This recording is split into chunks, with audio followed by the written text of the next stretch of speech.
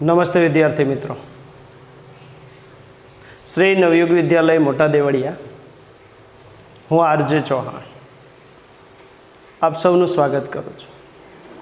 સર્વપ્રથમ તો અભિનંદન કે આપણે ધોરણ 10ની અંદર ખૂબ જ સફળતા પ્રાપ્ત કરી અને ધોરણ 11માં પ્રવેશ કર્યો છે. ધોરણ 11નું ગુજરાતી લેવાનો આ વર્ષે એક મોકો મળ્યો છે. ત્યારે ગુજરાતી સાહિત્ય એ આપણું માતૃ સાહિત્ય છે અને સાહજિક રીતે જ આપણને એ પ્રક્રિયા હોય કે ગુજરાતી તો એ આપણને આવડતી ભાષા છે.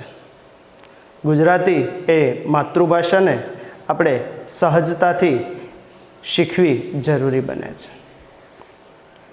સર્વપ્રથમ તો આપણે ગુજરાતી ભાષા વિશે ઘણું બધું શીખીશું. ગુજરાતી ભાષા એ આમ કહીએ તો બે ભાગની અંદર વિભાજિત છે. એક તો છે ગુજરાતી ગદ્ય સ્વરૂપ અને બીજું સ્વરૂપ છે એ છે પદ્ય સ્વરૂપ. ગદ્ય અને પદ્ય સ્વરૂપ બંને પોતાના એક આગવી ઓળખ ધરાવતા સ્વરૂપો છે, જેમાં મહત્ત્વની બાબત એ ગુજરાતી વ્યાકરણ છે. તો આ બધા વિશે ક્રમશઃ આપણા અભ્યાસક્રમ મુજબ આપણે શીખતા જઈશું. ગુજરાતી ધોરણ 11માં સૌથી પહેલું પદ સાહિત્ય છે અને આનંદની વાત તો એ છે કે આપણે આ આખ્યાનકાર એટલે કે આપણે સૌથી પહેલાં ભાલણને ભણવાનું છે. સાહજિક રીતે આપણે આ કવિનો પરિચય મેળવીએ. સૌથી પહેલું પદ્ય સ્વરૂપ એટલે નાવિક વળતો બોલ્યો જે પદરચના છે. આ પદરચનાના રચનાકાર એ ભાલણ છે. ભાલણને આપણે ભણવાના છે. ત્યારે થોડીક કવિ વિશેની માહિતી મેળવીએ. આમ તો આખ્યાનકાર છે, પદકાર છે અને બહુ મોટી વસ્તુ કે આખ્યાન સ્વરૂપને રજૂ કરનાર એવા આ ભાલણ એ પદરચનાકાર નરસિંહ મહેતા અને મીરાબાઈને સંયોજન સાધતા આ કવિ છે. એમનું બાળપણનું નામ એ પુરુષોત્તમ છે. એમનો સમય એ 15મી સદીનો ઉત્તરાર્ધ છે. 1459 એ એમનો જન્મ ગણી શકાય છે અને ઈસવીસન પૂર્વે ઈસવીસન 1500 એ એમનું અવસાન ગણી શકાય. એટલે કે જન્મ 15મી સદીનો ઉત્તરાર્ધ છે તો એમનું અવસાન એ 15મી સદીનો અંત છે. એમનું જન્મસ્થળ પાટણ. એમની ઘણી બધી રચનાઓમાં પાટણ વિશે પણ આપણે ઘણી બધી માહિતી છે. એ આમ ગણીએ તો મોઢ જ્ઞાતિના મોઢ બ્રાહ્મણ. એમની અટક ત્રવાડી. એમના બે પુત્રો ઉદ્ધવ અને વિષ્ણુદાસ. એમના ગુરુ શ્રીપ્રદ અને બ્રહ્મપ્રિયાનંદ, કે જેની પાસેથી એ આધ્યાત્મિક જ્ઞાન પણ મેળવે છે અને સાહિત્યિક જ્ઞાન પણ મેળવે છે. વ્યવસાય હું ને તમે સૌ જાણીએ છીએ કે એ તો પ્રયોગશીલ આખ્યાનકાર હતા અને મનભર પદકાર તરીકે પણ જેને આપણે ઓળખી શકીએ છીએ. એમની આગવી વિશેષતા એ અનુવાદની આગવી કળા છે. અનુવાદન સ્વરૂપ આપણે જોઈશું, પણ આ તબક્કે આપણને યાદ આવે સંસ્કૃત સાહિત્યના કે જેને ગુજરાતી સાહિત્યની અંદર જે અનુવાદ કરે છે. આદરપાત્ર નામ લોકો એને પુરુષોત્તમ મહારાજથી ઓળખતા હતા. એમના ઉપનામ તરીકે આખ્યાનના પિતા ગણવામાં આવે છે અને ભાલણનું વખણાતું સાહિત્ય એટલે આખ્યાન છે.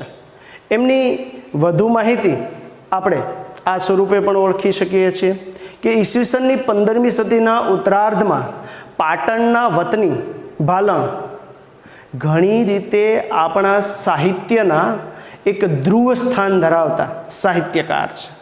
જેને પ્રથમ હરોળના સાહિત્યકાર ગણી શકીએ ને ગુજરાતી સાહિત્યના, કે જેના દ્વારા સાહિત્ય આજે પણ શોભે છે તેવું ધ્રુવ સ્થાન ધરાવતા ભાલણ છે, જે આપણી ભાષાના સૌથી પહેલા અનુવાદક છે.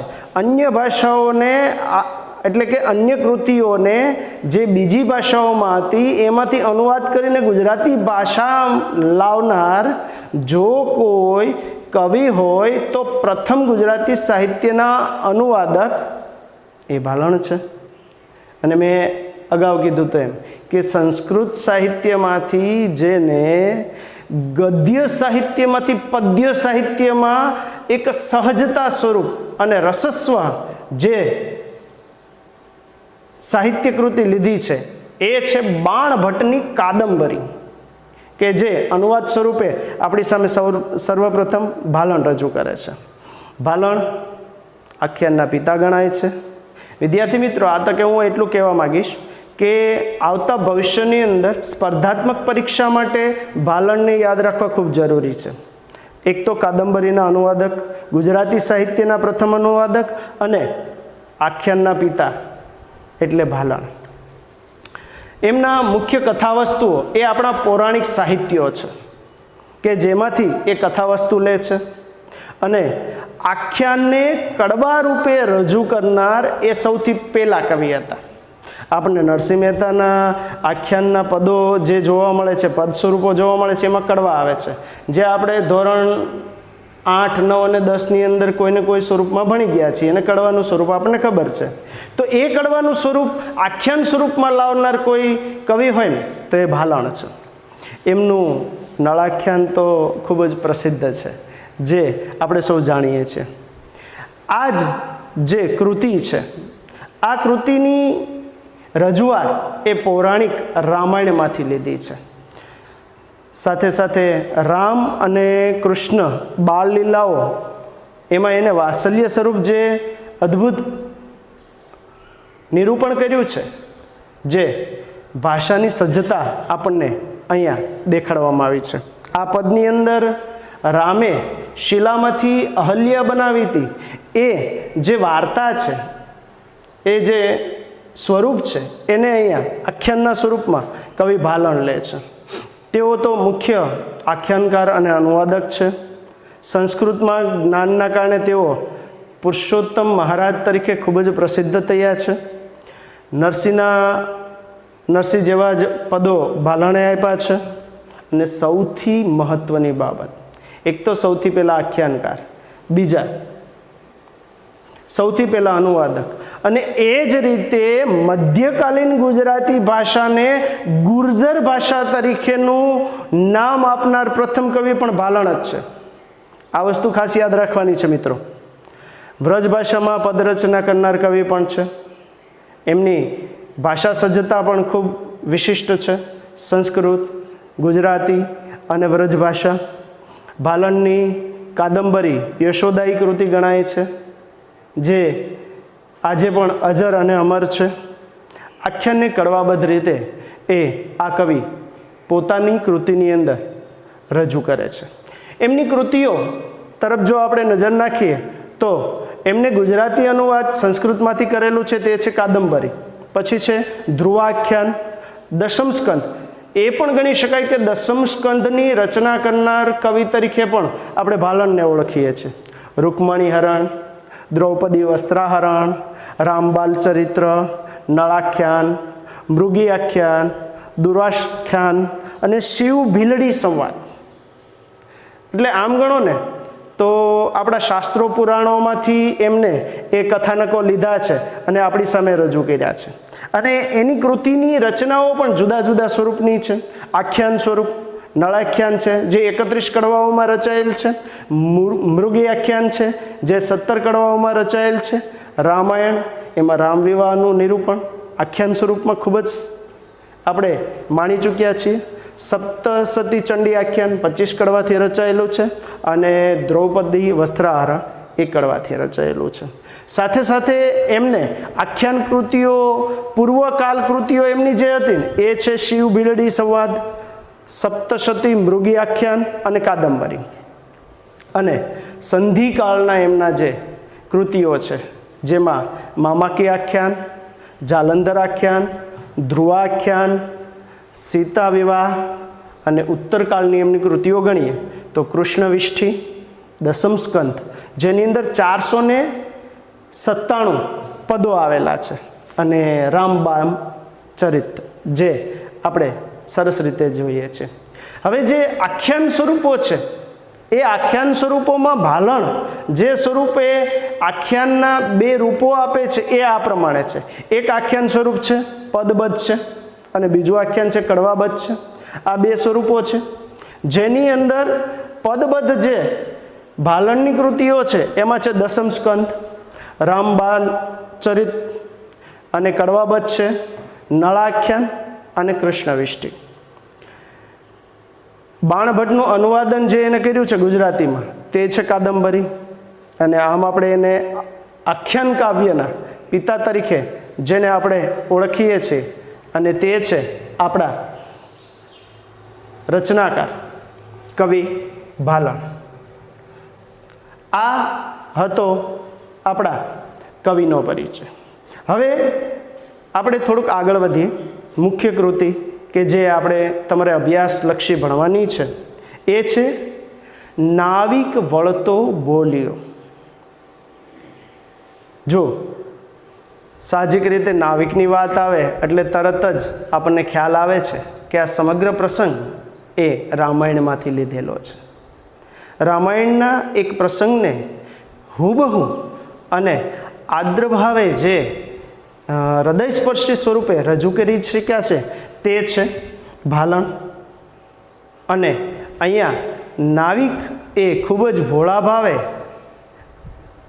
અને પોતાના મનમાં રહેલા વિચારોને અને મૂંઝવણને રજૂ કરતા આ આખ્યાન જે પદ સ્વરૂપમાં આપી છે તે આ છે કે જેમાં સરયુ નદીના કિનારે રામ, લક્ષ્મણ અને સીતા વનોગમન કરતા હતા. એ સમયે એ સરયુ નદી પાર કરી અને વન તરફ જવા માગતા હતા. એ સમયે નાવિક પાસેથી નાવ મેળવી અને તે નદીના પેલા પાર જવા માટે એમને નાવિકની મદદ લેવી જરૂર પડે છે. નાવિકની મદદ લે છે. સાથે રામના ગુરુ વિશ્વામિત્ર પણ છે કે જે એમને આ સમગ્ર સંયોજનમાં સાથ આપે છે. આમ કૃતિની કથા જોઈએ તો ત્યાંથી શરૂઆત થાય છે કે નાવિક છે ને એ ભગવાન શ્રીરામને પોતાની મૂંઝવણ અભિવ્યક્ત કરતા કહે છે કે હે ભગવાન રામ, મારા મનની મૂંઝવણ છે કે હું રામને અને સીતાને મારી નાવમાં બેસાડીશ પણ તમને નહીં બેસાડી શકું. કારણ કે મેં એક કથાનક સાંભળ્યું છે કે તમારા ચરણની રજથી એક શિલા એટલે કે પથ્થર પણ સ્ત્રી બની ગઈ છે, જ્યારે મારી આ નાવ તો કાષ્ટની છે. કાષ્ટ અને શિલા બંને એક જ છે. જો એ સ્ત્રી બની જશે તો પ્રભુ મારે તો મૂંઝવણ વધશે. મારે તો ઘરે પણ એક સ્ત્રી છે અને એને એના જીવન નિર્વાહને ચલાવવા માટે મારી પાસે જે મૂડી છે એ એટલી પર્યાપ્ત છે. હવે જો મારી આ નાવ સ્ત્રી બની જશે તો મારી આજીવિકા પણ છીનવાઈ જશે અને એક સ્ત્રી ઘરે છે તો બીજી સ્ત્રીનું ભરણ પોષણ પણ હું કેવી રીતે કરીશ? આ મારી મૂંઝવણ એ અથાગ છે. આનો ઉપાય કરતા એ ભોળા મનના નાવિકને શાતા થતી હોય એમ વિશ્વામિત્ર એનો એક ઉપાય કાઢે છે. સાહજિક રીતે પ્રસંગ શું છે હું ને તમે સૌ જાણીએ છીએ.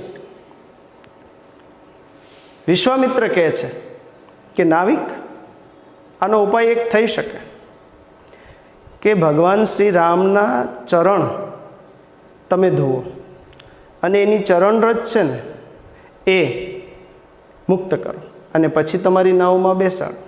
બસ મૂળ અર્થથી આ સ્વરૂપમાં નાવિકનો જે મૂંઝવણનો અર્થ હતો એ અહીંયા વિશ્વામિત્ર દૂર કરે છે. અને રામ પણ સહજ ભાવે હસતા મુખે આ ભોળા અને ભક્ત એવા નાવિકના આ અર્થને અહીંયા રજૂ કરે છે. આમ જોઈએ તો આપણે હવે આપણા પદ તરફ આગળ વધીએ. નાવિક વળતો બોલ્યો, સાંભળો મારા સ્વામ, સાથ સહુ કે નાવે બેસો નહીં, બેસારો રામ. જો એને પદરચનાના સ્વરૂપને આપણે ગાયન સ્વરૂપે લઈએ તો આ સ્વરૂપે આપણે લેવું જ પડે. જે સમગ્ર કૃતિ છે પદરચના છે એટલે એ ગાયન વગર તો ચાલે નહીં. નાવિક વળતો બોલ્યો, સાંભળો મારા સ્વામ, સાથ સહુ કે નાવે બેસો નહીં, બેસારો રામ. વાર્તા મેં સાંભળી છે ચરણ રેણથી અપાર, અહલ્યા ત્યાં થઈ સ્ત્રી પાષાણ ફીટીનાર. આજીવિકા મારી એહે છે જુઓ મન વિવેક, સ્ત્રી થતા વાર ન લાગે કાષ્ટ પાષાણ એક. આજીવિકા ભાગે મારી આગે એક સ્ત્રી છે ઘેર, બે મળીને શું જમે હું શું કરું તાપેર. હસી વિશ્વામિત્ર બોલ્યા ચરણ રેણે સ્ત્રી થાય. આ મુખ્ય જે વિશ્વામિત્ર એ ઉપાય કાઢ્યો ને એ આ છે. હસી વિશ્વામિત્ર બોલ્યા ચરણ રેણે સ્ત્રી થાય, તે માટે ગંગા જળ લઈને પખાલો હરી પાય. હસીને હરી હેઠા બેઠા. જો અહીંયા રામનું સ્વરૂપ પણ ભાલણે આ સ્વરૂપે આપ્યું છે કે હસીને હરી હેઠે બેઠા, રામ અશરણ શરણ, નાવિકે ગંગા જળ લઈને પખાલ્યા ત્યાં ચરણ. ભાલણના પદોમાંથી આ સમગ્ર કૃતિ લીધી છે. હવે આપણે એને વિસ્તારથી સમજીએ. નાવિક વળતો બોલ્યો, સાંભળો મારા સ્વામ. અહીંયા એના મૂંઝવણને અભિવ્યક્ત કરતા રામ, સીતા, વિશ્વામિત્ર અને નાવિક આનું સંયોજન અહીંયા એ સરયુ નદીના કિનારે આપણને જોવા મળે છે. સાથ સહુ કે નાવે બેસો, સાથ સહુ કે નાવે બેસો નહીં, બેસારો રામ. અહીંયા નાવિકના એ વિધાનને આમ ગણો તો ભોળા ભાવેથી હોય અને અમસ્તા રીતે દુલાભાયા કાગ એ એવું કહે છે કે આવી જ ગુજરાતી કૃતિ આપણે સૌ શબ્દશો જાણીએ છીએ કે પગ મને ધોવા દો રઘુરાય, મને શક પડ્યો મનમાં. આ કૃતિ દુલાભાયા કાગે આ જ સ્વરૂપે આપી છે. તો એ જ અર્થને પેલો ભલો ભલો નાવિક છે ને એ અહીંયા રજૂ કરે છે. આમ તો આપણે ગુજરાતીમાં કહેવાય છે કે ભણેલા ભૂલ કરે, ભણેલા ભૂલ કરે, અભણ ડાયા હોય. એ ડાયાપણું આપણને અહીંયા જોવા મળે છે એન કેન અર્થથી. નાવિક વળતો બોલ્યો, સાંભળો મારા સ્વામ. સ્વામ, સ્વામ એટલે સ્વામી. એને સ્વામિત્વ ભાવથી એટલે કે ભક્તિભાવથી એને રામને એક પ્રશ્ન કરે છે. જો અહીંયા નાવિકની યથોચિતતા નથી જોવા મળતી. સાથ સહુ કે નાવે બેસો, હું બધાને નાવમાં બેસાડીશ. રામ બેસે, રામની પણ લક્ષ્મણ બેસે ને સીતા બેસે, મને કંઈ વાંધો નથી, નહીં બેસારું રામ. એના મનના પ્રશ્નો અહીંયા છે.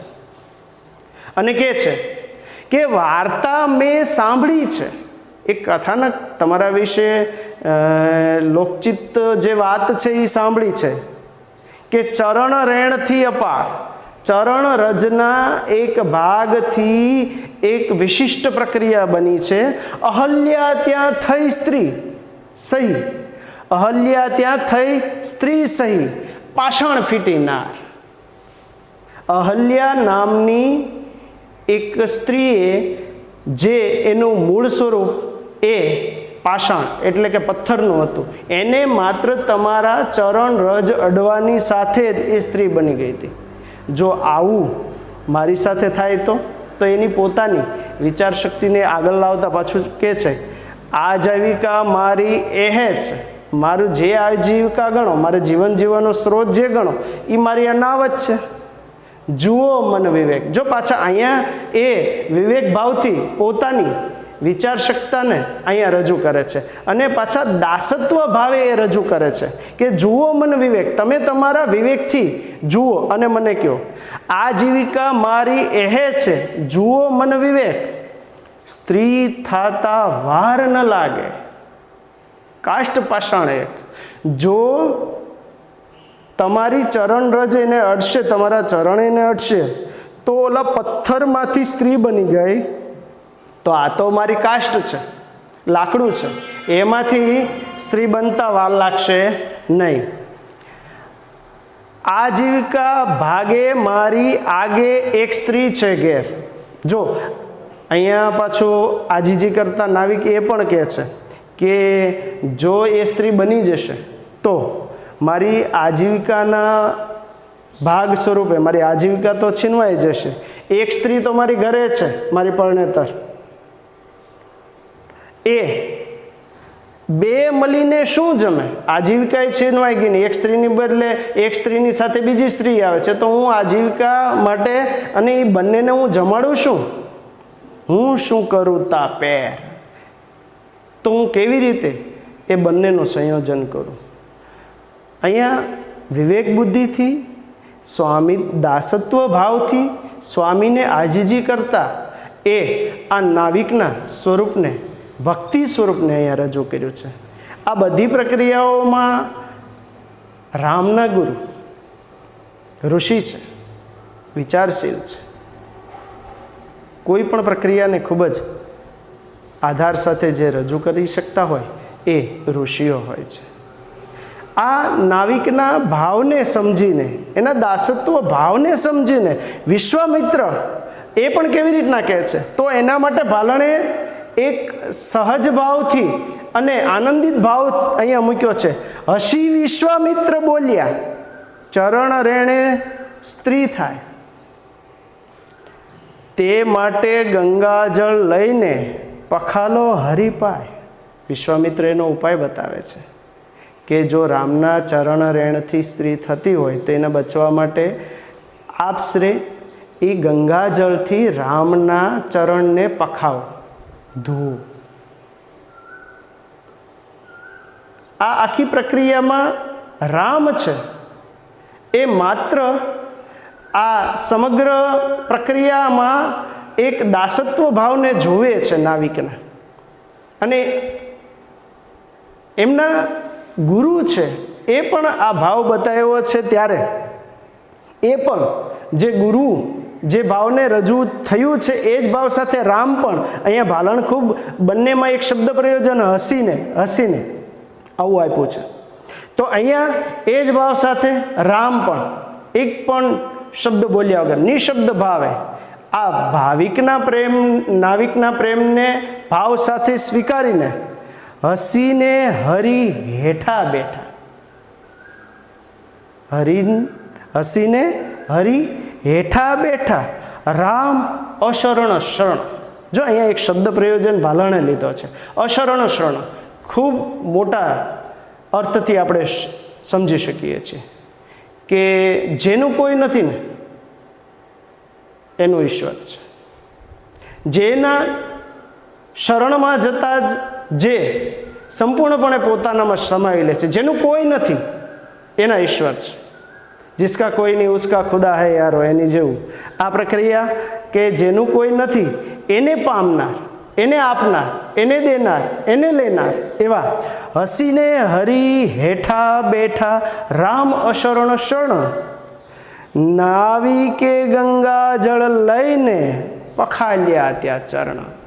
નાવિક એ ખૂબ જ અહોભાવ સાથે, ભક્તિભાવ સાથે એ પોતાના મનના પ્રશ્નોને રજૂ કરતા અહીંયા શ્રી રામના ચરણને એ પખાવે છે અને આ સમગ્ર રચનાને આખ્યાન સ્વરૂપે અહીંયા આપ્યું છે. જો આ સમગ્ર રચના જોઈએ ને તો અહીંયા આપણને જોવા મળે છે કે આ સમગ્ર પદરચના છે ને એ અંત્યાનુપ્રાસ અલંકાર સાથે જોડાયેલી છે. અંત્યાનુપ્રાસ એટલે પહેલી પંક્તિના છેલ્લા શબ્દ અને બીજી પંક્તિના છેલ્લા શબ્દ સાથે સંયોજન થાય ત્યારે અંત્યાનુપ્રાસ એ અલંકાર ઘડાતો હોય, જેમ કે સ્વામ, રામ, અપાર, નાર, વિવેક, એક, ઘેર, પેર, થાય, પાય, શર્ણ, ચર્ણ, આ બધા જ યોગ્ય અર્થને ભાલણ આ નાવિક વળતો બોલ્યો આ પદરચનામાં આપ્યું છે. અહીંયા આ પદરચના પૂર્ણ કરતા માતા સરસ્વતીને વંદન કરતા આજનો આ પ્રકરણ આપણે પૂર્ણ કરીએ છીએ.